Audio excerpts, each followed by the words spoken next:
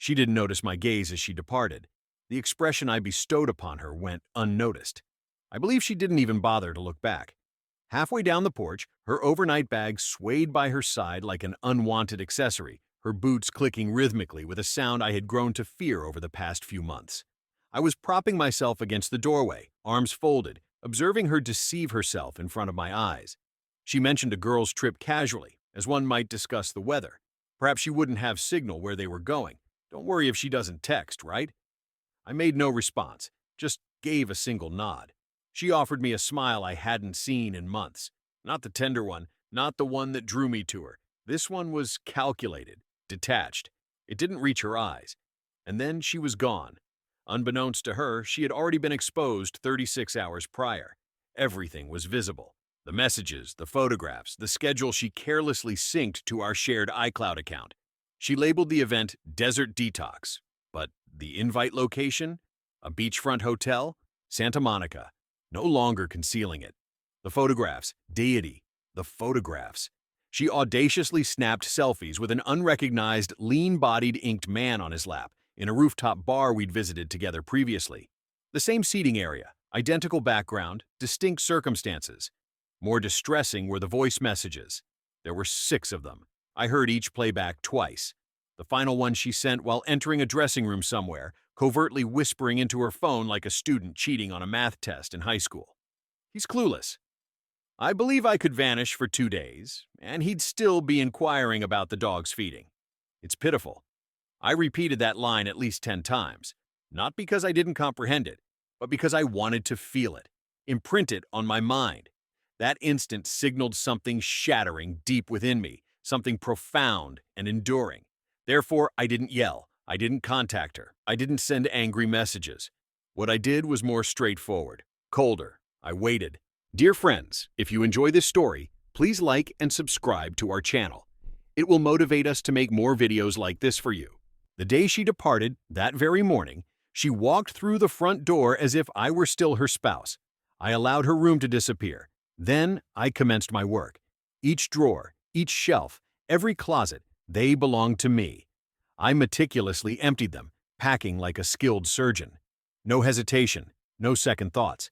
My garments, my books, the old vinyl collection she claimed occupied too much space, the picture of me and my father on graduation day that she had shifted 2 years prior due to decorative mismatch, all were erased. Every remnant.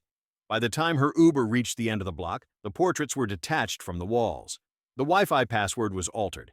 Her phone number was blocked for a brief period, letting her taste the stillness of silence.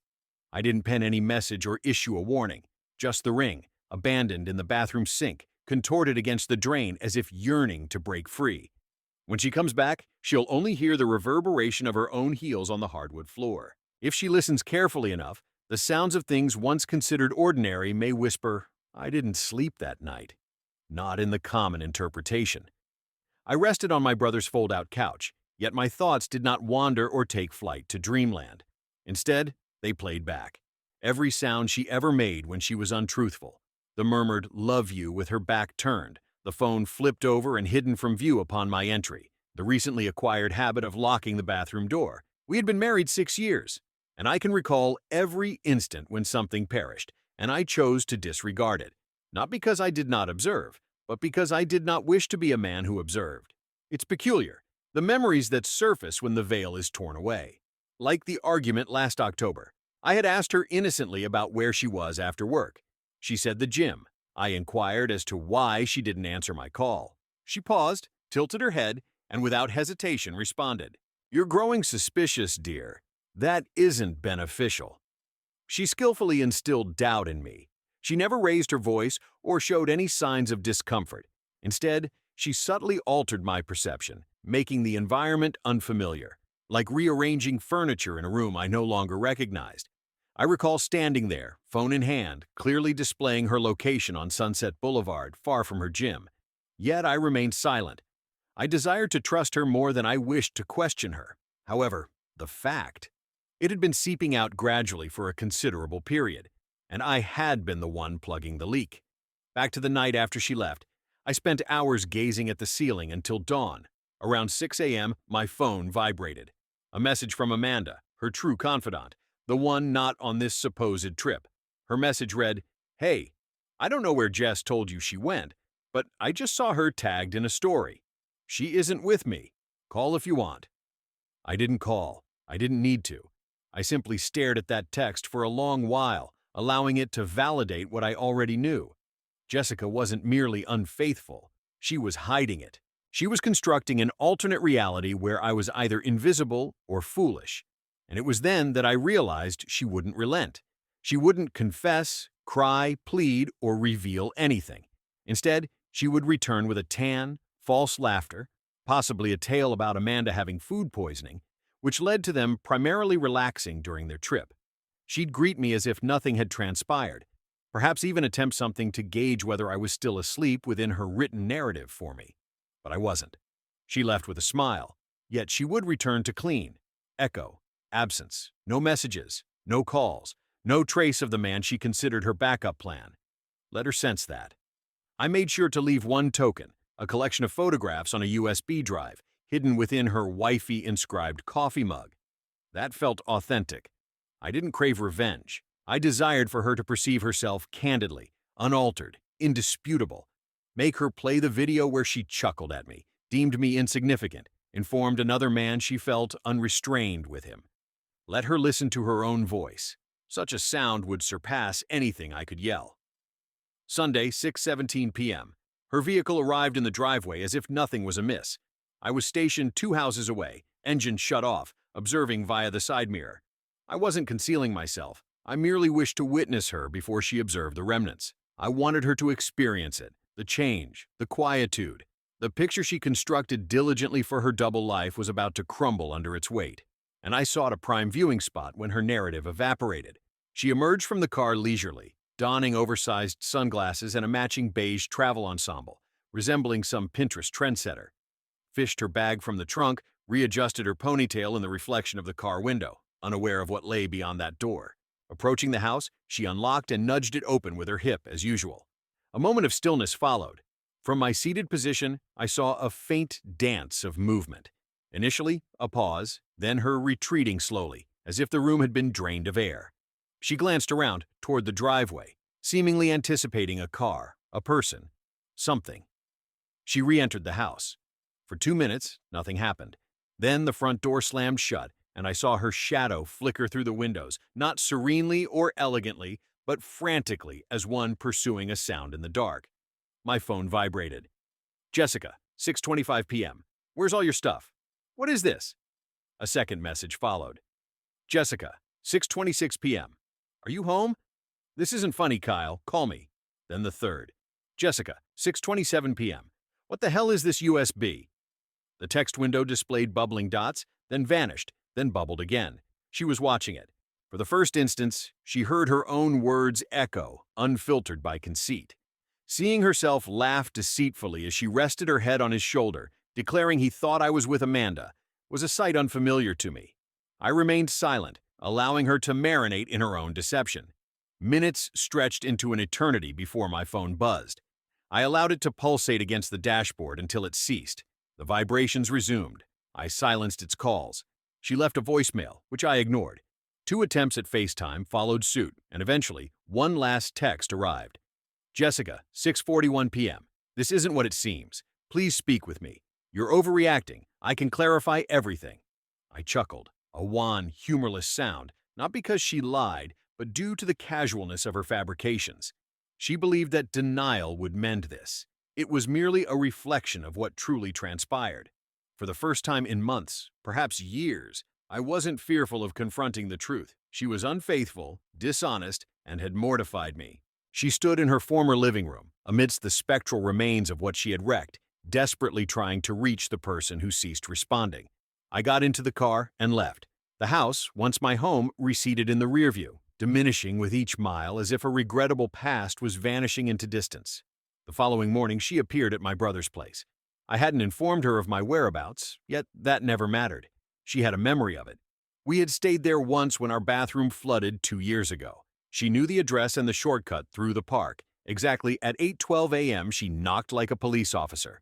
Not frantic, not desperate, but with an insistent rhythm that suggested she still believed she was in command. I didn't respond. My brother did. Jessica, he stated coldly.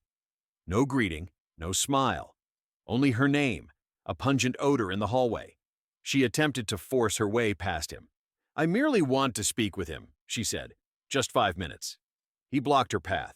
She softened her tone, but I noticed the slight tremor in her eye, the brief moment of fear before she feigned calm. Let me clarify, she said. He isn't fully aware of the situation. To which my brother responded, I have seen the videos. She froze for an instant, then resumed composure, straightening her back. Well, he's not perfect either, she asserted. You think he's some sort of paragon? You have no idea what it's been like living with him for a year. He's been cold, distant, more like a roommate. I saw through her ploy, changing the narrative to cast herself as the victim, rewriting history to make herself the focus of suffering. My brother didn't falter. You betrayed your husband and mocked his worth. You dismissed another man's feelings, he said bluntly. That isn't dealing with problems. That's being contemptible. She sneered, shaking her head dramatically in response. She folded her arms, giving off a vibe of disapproval. Goodness gracious! You two are so emotional. He's acting as if I committed a heinous crime. It was an error. Everyone makes mistakes. Upon entering the room, I remained silent, and she noticed my presence, causing a sudden change in her act. Her eyes expanded unexpectedly. Then came the feigned crying, with her voice trembling on cue. Kyle, please. I've made a mistake. I know I have, but we can rectify this situation. We've been through tougher times. No, I responded firmly, interrupting her. We haven't. This is the hardest. Her eyes blinked in surprise at the calmness in my voice. I didn't yell or shake. I merely gazed at her as if she was already absent. You lied to me. You cheated on me. You mocked me. You didn't slip up once. You repeatedly stepped out. You said I wouldn't even notice if you vanished for a week. I said, so I gave you what you asked for. That was it. This remark struck home. I saw something in her shatter. Not regret. Not sorrow. Rage. Are you genuinely ending our marriage due to this issue? I find that hard to believe. Are you planning to flee instead of confronting it? Do you truly think you can surpass me? She revealed her true colors. Not the sorrowful wife, not the victim, but a snake. I remained silent. No response required. I merely retreated indoors. She continued to yell for another 10 minutes, uttering phrases that were incomplete sentences, part apologies, part accusations, fully delusional. Eventually, she departed. In the ensuing quiet, I experienced a tranquility that had been absent for a while. That night, she sent 12 uninterrupted messages. No spaces, no pauses. Just a flow of inconsistent remorse and denial, one after another, as if casting darts in the dark, hoping to hit something. I'm sorry. This is all my fault. You never emotionally supported me. I love you. Please return home. You're discarding everything we've built over a single mistake. You're exaggerating. You don't understand the full situation. It wasn't significant. It didn't matter. This can be rectified. I was intoxicated. There was no intimacy involved. Please, let's discuss this. Her words lingered longer than the others. It was her sincerity that stood out, not an act or a manipulation, but raw emotion. But by then, even her honesty held little value.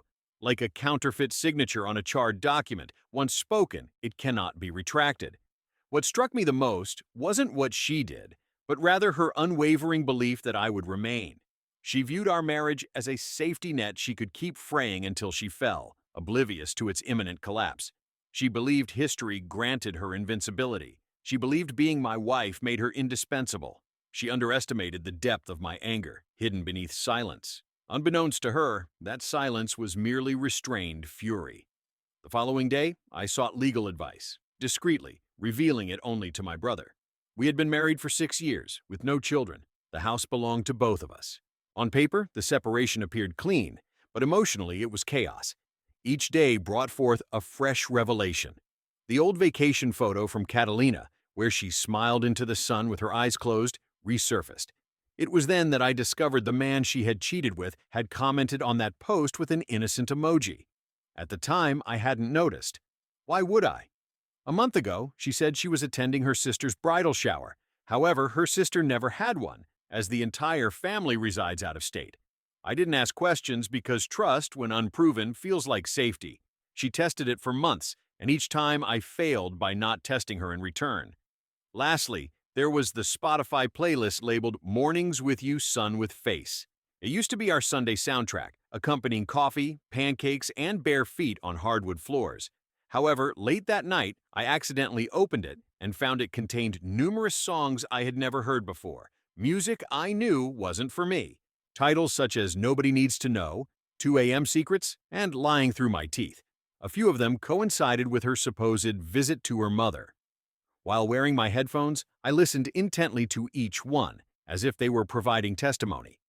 This is the depth of the deceit, betrayal, and the manipulation of everyday life to conceal a lie. It resides in playlists, makeup bags, and alibis disguised as errands. You start to question whether your marriage was genuine or merely stagecraft. She was the principal actress, portraying a loving wife during the day and rewriting the script at night. As for me, I was simply an audience member. No longer. I ignored her messages but took one action. I replaced the locks, and I sent her a photograph of the key, shattered into pieces. No words were needed, only that image. She hasn't texted since 2 days past midnight. No texts, no calls, no footsteps echoing outside the house. Initially, I believed she had given up. Perhaps the silence made her feel what it meant to lose something she thought would never depart. However, I was mistaken. Origin. From my mother. On a Thursday morning, an unfamiliar number called, and for a moment, I contemplated not answering. However, a weary part of me speculated it could be about work or the lawyer. I picked up. Hello? A pause followed, then a voice, hesitant, soft, but with an edge beneath. Kyle, this is Denise, Jessica's mother. Once upon a time, she addressed me as son-in-law. I wanted to hear your explanation before speaking to her, she said. I remained silent, allowing the tension to linger. She added, Jessica told me you left, that you emptied the house, blocked her, and ignored her messages. Despite this, I didn't respond. She's a wreck, Kyle. She's not eating, crying, claiming you abandoned her without an explanation. I found the videos. Silence ensued, and I perceived everything. The other man, the texts, the derision, the deceit about her whereabouts. She wasn't genuine about her identity. There was a prolonged silence, followed by an "oh." It wasn't defiance or excuse-making, it was simply an "oh." I could sense her awareness in her voice, the collapse, the dismay not for Jessica, but for Jessica's actions. She tried to downplay it, Denise murmured, saying it wasn't significant, a foolish mistake. She claimed she didn't intend to hurt me. I responded that she meant it, but 3 months of unintentional infidelity is hard to believe. She explained it was just conversation, Kyle, just attention. Her words were empty. I saw her kissing him. The silence on the other end turned frosty. She called me insignificant. On video, she said I wouldn't even notice if she vanished. And then she vanished. I apologized, Denise whispered softly. She didn't raise her to do this. She paused, didn't complete the sentence. Because in some way, Jessica was raised to believe love could be discarded. Husbands are just decorations. Marriage is merely an illusion of appearance. Thank you for calling, I replied. But there's nothing to amend. She shattered it. And now she must inhabit the remnants. Denise didn't contest. Instead, she exhaled a sorrowful, resigned breath. Before ending the call, she said something unexpected. May you not let her be your final thoughts on love. I pondered this for a while, as I had been allowing her to be the closing chapter, distorting every good memory into falsities, manipulating each kiss into deception. But perhaps it didn't have to conclude like that. Perhaps her infidelity was merely a door slamming shut, not the entire edifice collapsing. I hadn't embraced hope, not yet. However, I believed in finality. And now, finally, the reality of the end was here. The first night I slept soundly throughout occurred on a Tuesday. It was ordinary, without any significant dreams, external disturbances, or revelations. 6 hours had passed since I last opened my eyes without waking in the intervening period, and it was a rare instance in months, possibly years, that my body didn't sense an impending collision. The strange nature of cohabiting with someone who daily deceives you becomes evident not directly, but through its insidious effects. It pollutes the atmosphere. Your subconscious sensors are jolted in unexpected spots. Interactions seem hollow. Time feels tenuous. It is akin to sleeping near a time bomb. Only after it explodes do you realize how long it had been ticking down. That morning, I glanced at my emails. 2 new messages from Jessica, not sent from her personal phone, but from her work address. The subject lines were, "Please just read this." I didn't open them, but I did mark them as read. I was aware of what she sought, a last thread to hold on to, a twist she could manipulate into forgiveness. She wasn't hunting for truth. She was seeking control. She found it hard to accept that I had taken control of the narrative, recasting it for reasons beyond vengeance, but for liberty. That day, I contacted the lawyer once more. We scrutinized the documents, discussed asset division. She was eligible for her fair portion. Let her keep the furniture, the TV, the wine glasses she selected during her phase of aspiring to be a connoisseur. I had no desire for any of it. But there was one item I did demand: the dog. Bailey, our 3-year-old shepherd lab mix. Intelligent, obedient, enjoyed walks, and feared thunderstorms. She'd been by my side from the start at my brother's place.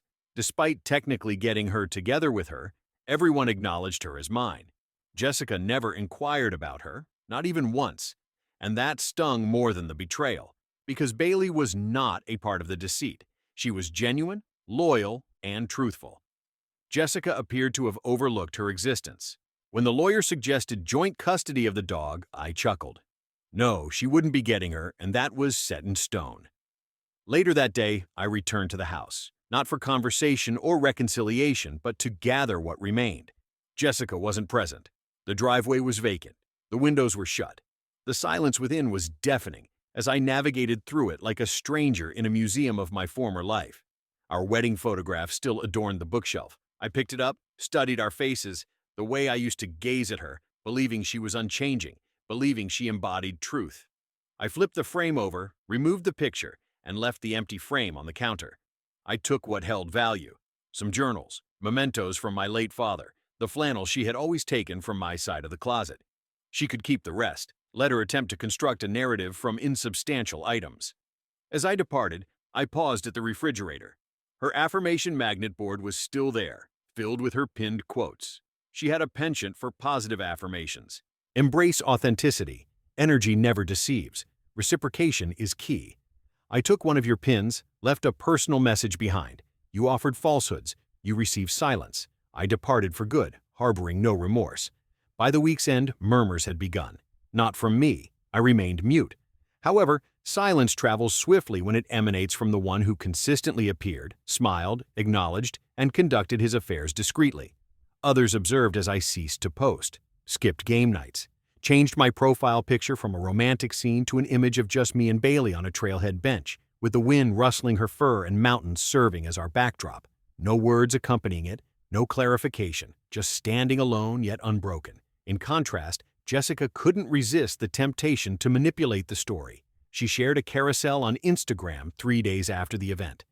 First photo: her at sunset, standing on some Malibu overlook, facing partially towards the camera as if she had been weeping, a pose eliciting compassion. Second, a quote card with text saying, "People sometimes depart not because of something you did wrong, but because they weren't meant for your journey." Third, a picture of wine. Naturally, swift comments arrived. Her friends, the ones aware only of her superficial side, offered sympathy. "You're so strong, sweetie." Their loss. If he can't recognize what he had, he doesn't deserve you. I remained silent. Neither liked nor viewed the story. However, I didn't need to, as Amanda did. The true Amanda. She messaged me that night. Amanda. She was deceiving. To everyone. I hadn't communicated with Amanda since before the dispute. Our relationship was more like a shared proximity than closeness. But her message arrived with an attachment. A group chat exchange, Jessica venting. Jessica in the group chat. He's making me seem like the villain. He grabbed everything and vanished, and I hadn't done anything particularly wrong. Another response came from someone else. "Weren't you supposedly in love with that other guy, Jessica?" Kyle. It was merely a fleeting moment. He became overly attached to me. It wasn't my fault he couldn't keep pace. For some time, I fixated on the screen, finding it strange as she shifted the blame instantaneously, rewriting history as events unfolded. But this time, People weren't swayed by her tale. The messages in the group chat were filled with uncertainty. One girl even abandoned the conversation mid-thread. People were distancing themselves. Jessica had assumed the role of the victim too frequently. This incident echoed louder than the rest. A few days later, I encountered one of her former colleagues, Jen, at a supermarket. We hadn't known each other well, but she identified me immediately. "Kyle," she stated, half awkwardly and half sincerely. I heard what took place. I nodded, preparing to steer the conversation elsewhere. However, she persisted. I merely wanted to express my sympathies. Her casual use of that phrase is merely a facade, but it genuinely hurt what she did. "I don't believe you deserved any of it." The revelation struck me harder than anticipated because it demonstrated that people were recognizing the truth, not due to my shouting, but because her lies were so brittle they couldn't sustain their own weight. That entire weekend, Jessica posted nothing.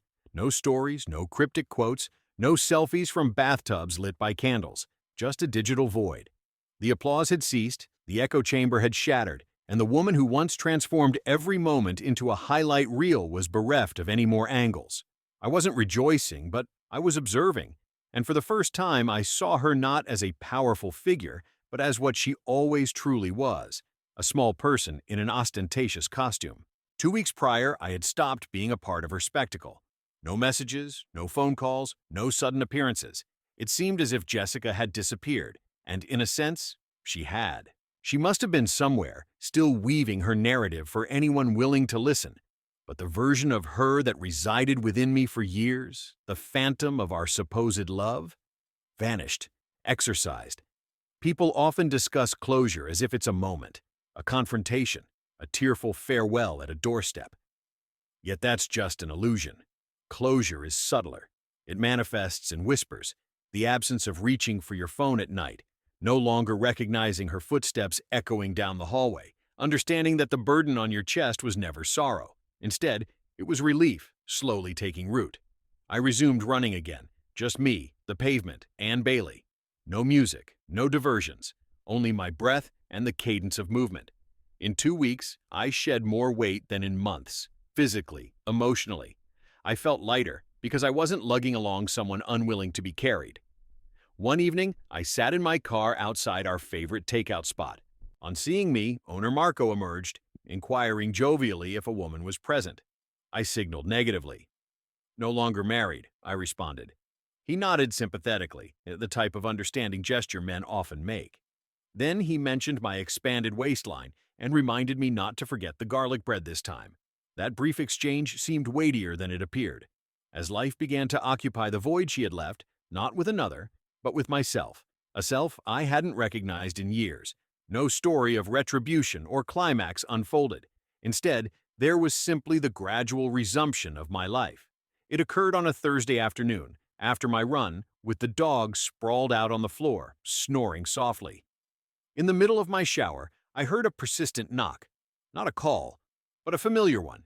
Without checking the peephole upon opening the door, there she was, Jessica, impeccably dressed and coiffed, with subtle yet deliberate makeup. She had arranged the scenario but aimed for it to appear casual. I remained silent, allowing her to initiate. "I'm not here for an argument," she began. Stepping aside without uttering a word, I allowed her entrance into the foyer, nothing more. Her gaze wandered, as if she was in a gallery of her former life. "This is where you've been hiding?" I acknowledged with a nod. "Why are you here?" She hesitated, gripping and releasing her bag. I wanted to see you," I replied. "Talk face to face." She paused. Her eyes scanned the room again. She noticed the new furnishings, the absence of our old belongings, saw that her departure had left only an empty space. "You look well," she commented. Forced smile. "Thriving." "You should go," I suggested. She seemed surprised, like she expected me to falter at this point. Let her in, offer her a stage for performance. I just wanted to clarify. For real this time. No games. I raised an eyebrow. "Clarify what?" She hesitated, swallowing. "I was miserable. For quite some time. I felt unseen." I nodded in agreement. "It seems you've made me unseen as well." She turned away. "I erred, significantly. Yet my affection for you remained constant." I replied softly. "You didn't just lose my love. You forfeited my respect." A pause. From her bag, she retrieved a small box, revealing the ring, once mine. Polished, gleaming, yet bearing a worth now akin to a discarded cup of gas station coffee. On the counter it lay. "Handle with care," she said. "I don't expect your forgiveness," she added, "but I felt compelled to show you my recognition. What I did, who I was." For the first time, I gazed at her truly and no longer felt rage or sorrow or yearning, only detachment. And then, for the first time, I understood. I confirmed. And I walked away. That's where our paths diverge. You didn't acknowledge your reality until there was nothing left to face. She nodded silently, then exited without a word. No plea, no outburst, no spectacle. Just the quiet click of the door closing and peace ensuing. Not voidness, but tranquility. Time didn't mend anything. Let's dispel the misconception. Time doesn't sew up wounds. Instead, it makes you acquainted with the scar. You learn the contour of the hurt, how to navigate around it, and how to avoid being surprised by it when a tune plays in a supermarket or when you cross a familiar street. What truly heals is truth, and the quiet that ensues after stopping lies from filling your ears. It's been nearly a month since she stood at my doorstep and placed the ring down, seemingly closing a loop. She hasn't contacted me since. No emails, no casual inquiries, nothing about the divorce documents. She signed what was necessary, sent it through her lawyer. No additional message. And ironically, that was the most truthful action she took in the past year. I now spend my mornings walking Bailey, afternoons working, evenings in solitude. No television unless I choose to watch it. No need to explain my feelings to anyone. No witnessing someone engrossed in their phone while I talk. I'm on my own. I benefited from it. And it wasn't about gaining autonomy. It was about restoring myself. The incessant noise of her manipulation, the distortion, the deflection, the acting, finally subsided, allowing me to hear my own thoughts once more. I didn't yearn for her presence, but I missed the idea of who she represented.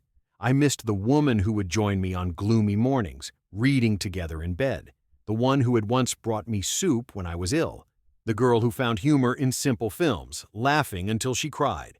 However, she was a mere fiction. The person she evolved into, or perhaps always was, lied effortlessly. She cheated with grace, manipulated through softness, and exploited my tranquility as a sign of vulnerability. My patience, which she saw as consent, allowed her to conceal herself behind the veneer of marriage while she burned our relationship to the ground. But not anymore. I am not defined by being her husband. I am not the man she betrayed. It wasn't him who left. It belonged to me now, solely mine. Just me. And that sufficed. One afternoon, I stumbled upon a letter in an unopened drawer since our move. Handwritten, her script. Yours, from years past. When we first shared a home.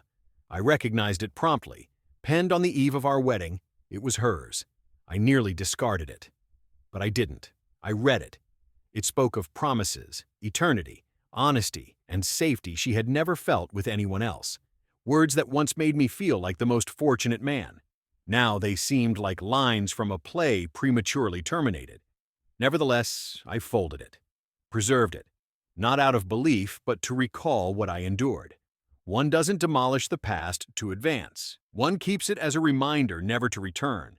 And that was our final encounter, unintentional, spontaneous. Sitting outside a downtown coffee shop, Bailey by my side. A leash encircled the leg of a chair. As the sun pierced through the afternoon mist, she strolled past on the other sidewalk. Her hair was shorter now, sunglasses covering her eyes, walking briskly, solitary. She didn't notice me, or perhaps she did but chose to keep moving. Regardless, it made no difference. For the first time since everything disintegrated, I felt nothing. Not anger, not longing, not hurt. Just detachment. A feeling that only arises when a chapter has not only concluded, but been stored away. She was simply an individual then, no longer a tale to be completed, nor a wound to be dissected. Neither a mystery to solve, nor a puzzle to piece together. Merely someone who once held significance. I watched her fade into the crowd, become insignificant. Then I gazed at Bailey, who seemed to sense the change in me. I picked up my coffee, settled back in the chair, and released a sigh. It was done. Everything. The deceptions, the late-night messages, the distorted realities, and twisted recollections, all reduced to white noise in a life I no longer inhabited. I didn't find resolution from a last conversation. I didn't seek revenge or public disclosure or even an apology. I found resolution by departing, by observing her disintegrate not because I forced it, but because her facade couldn't remain perpetually in place. If you're reading this, looking for a sign, looking for a reason to distance yourself from someone who repeatedly presents their notion of love as interlaced with betrayal and blame, consider this your sign. You're not weak for desiring honesty. You're not insane for needing loyalty. You're not selfish for leaving when someone transforms your trust into a weapon they wield against you. It's acceptable to cease bleeding for someone who doesn't even recognize the wounds they've inflicted. You don't owe anyone your tranquility, not even the one who once pledged it, especially not them. Jessica departed for her girls' trip with a smile. She returned home to an empty wardrobe, an unoccupied bed, and a quietness she'd never felt before. She believed she could reconstruct me with guilt, but she failed to grasp something fundamental. You can't resurrect what you entombed. As for me, I entombed her and sewed myself in her place. Finito.